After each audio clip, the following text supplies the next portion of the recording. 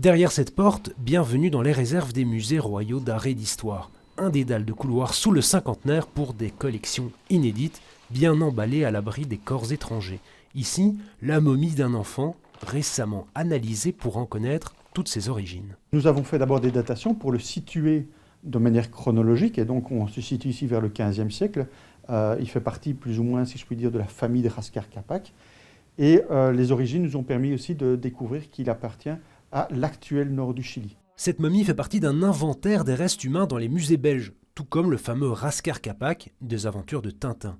Et puis, il y a aussi des objets. Cette flûte, par exemple, elle vient du Guatemala, elle est taillée dans un tibia.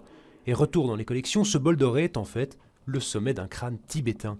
Mais alors, pourquoi répertorier tous ces restes ? Le but, effectivement, est de baliser tout un système juridique et de connaissances scientifiques autour de ces objets pour, effectivement, si des communautés font la demande de rapatriement, eh bien que l'État puisse se positionner par rapport à ces demandes. Les restituer au pays ou aux tribus, aux familles. Pour l'instant, aucune demande n'a réellement abouti, mais le travail est fastidieux. Il faut des scientifiques, bien sûr, des historiens, des juristes et des connaissances culturelles. Exemple avec cette tête réduite coupée sur un guerrier Jivaro. Pour restituer cet objet, c'est vraiment compliqué.